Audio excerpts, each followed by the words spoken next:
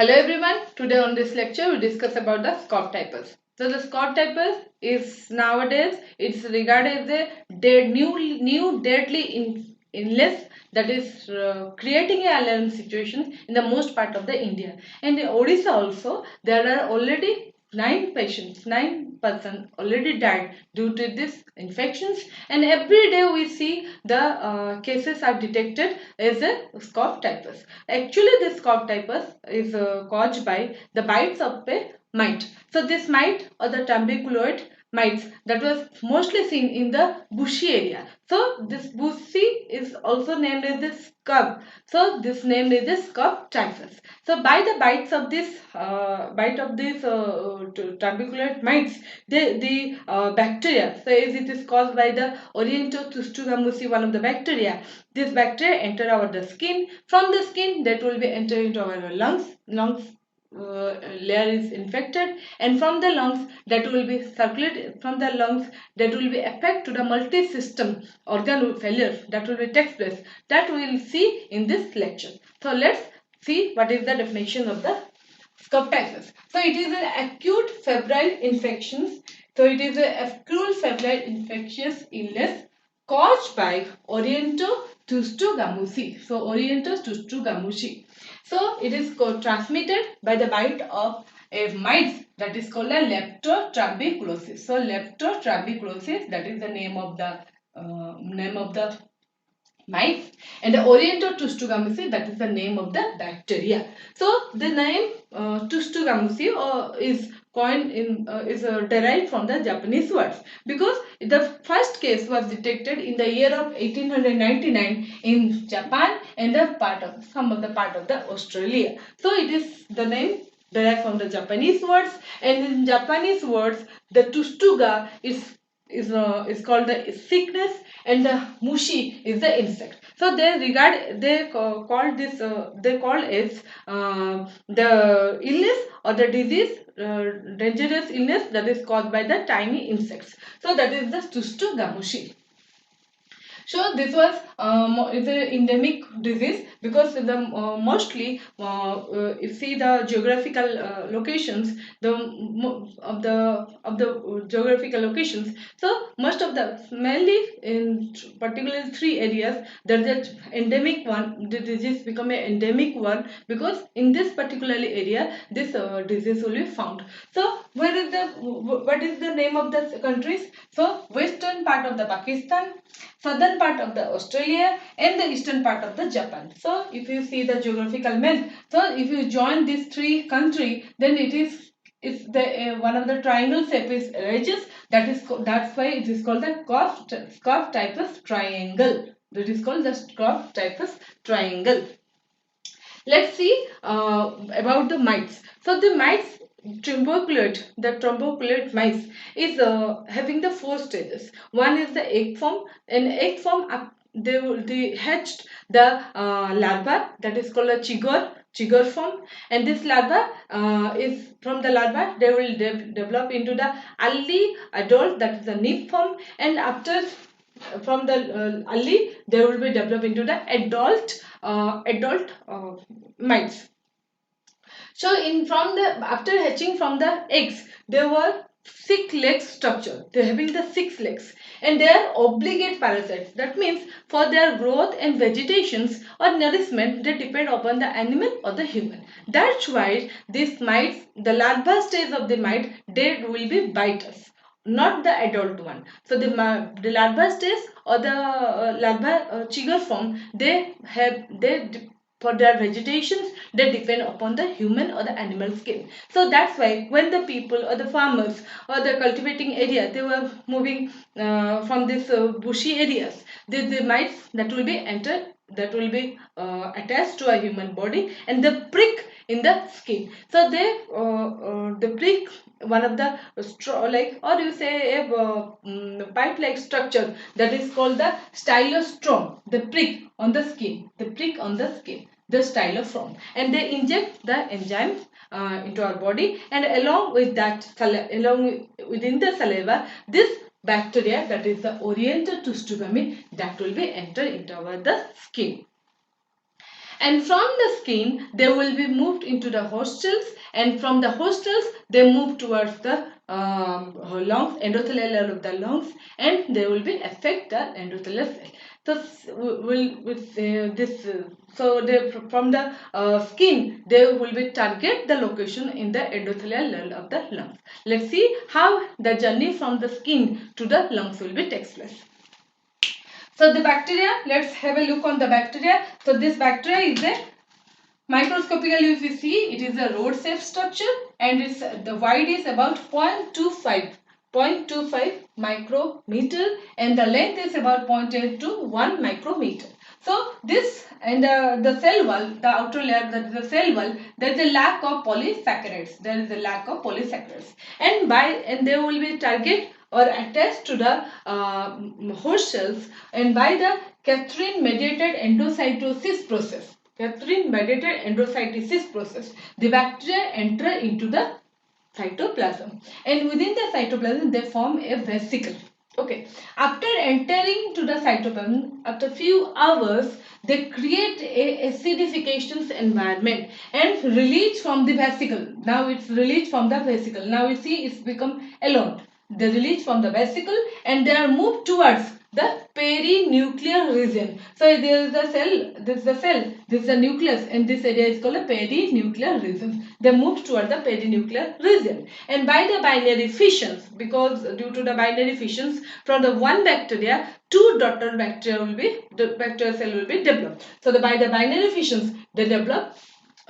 By the boarding will be takes place, and after boarding there will be exocytosis, means they come out from the cell, that is called the exocytosis. Endocytosis, that will be enter into the cytoplasm, and the cytoplasm they form the endophagosome, and after budding or after reproductions they will become by the exocytosis process. Now this bacteria that will be moved, second target of location infections is the endothelial cell of the lungs. So here is the shape of the, you see the lungs. So within this is the endothelial layer of the lungs, and within it the alveolus air sacs are found. If you see in the broad side, this is the endothelial layer, this is the endothelial layer of the lungs, the red one. Now the bacteria is moving in the endothelial layer. So due to the presence of this bacteria,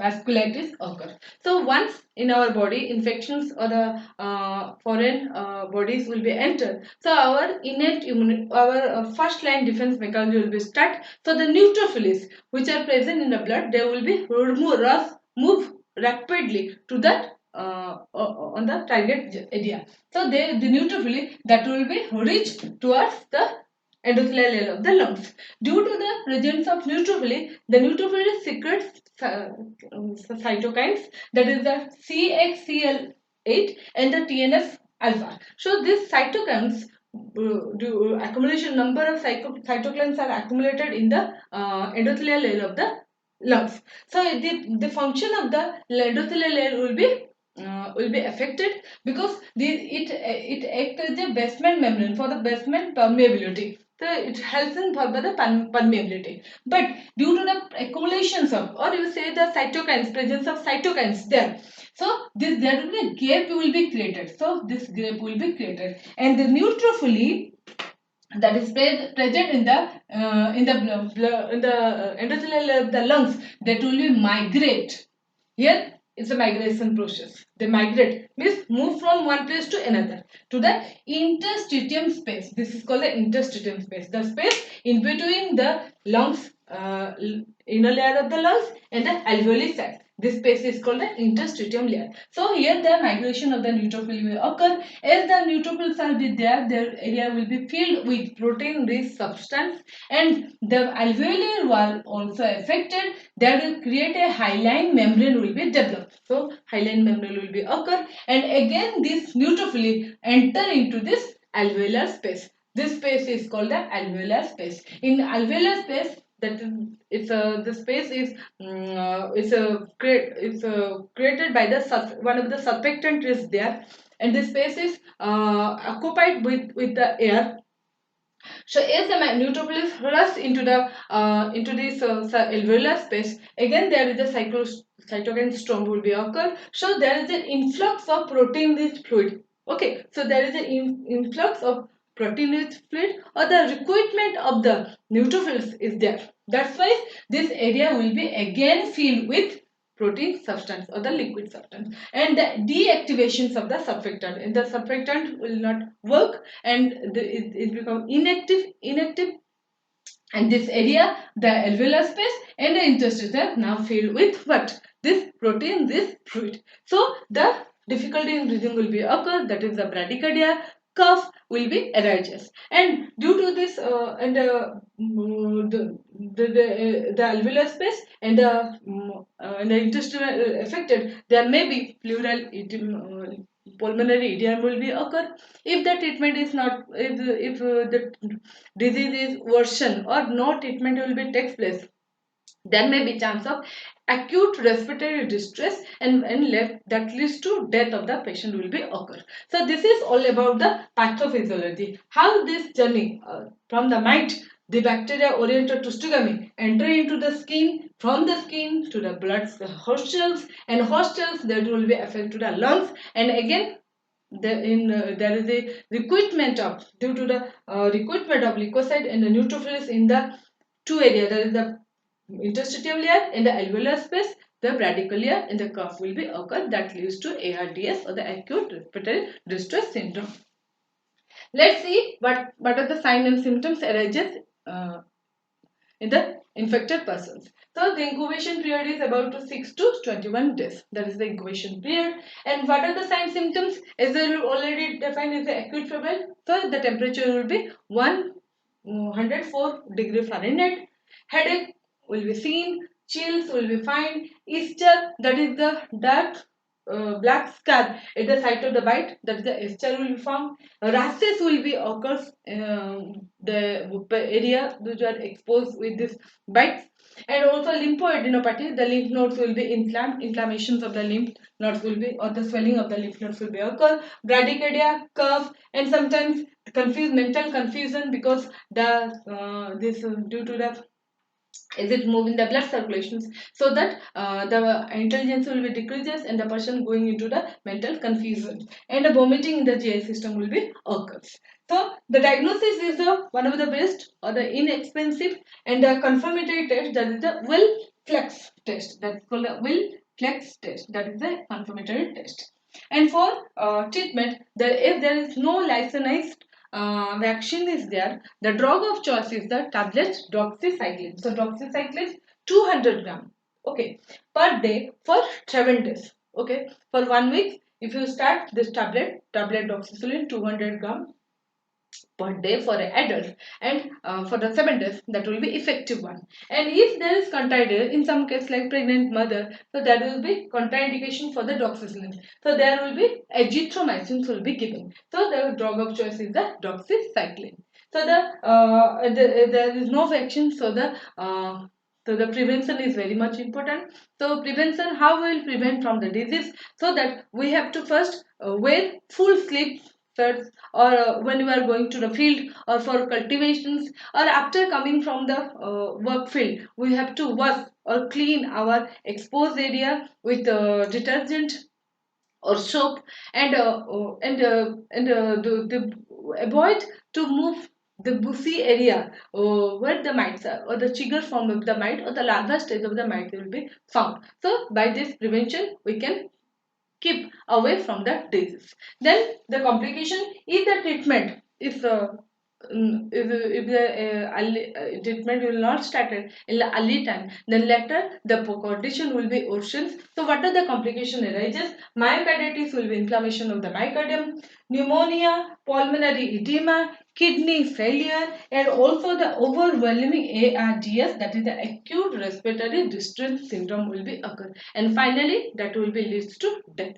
So these are all about the pathophysiology or the pathogenesis, how it's traveled from the skin to the lungs, and also the multi-system will be affected by the bites of this tiny larva, that is the chigger. So that will be that will be discussed on this lecture.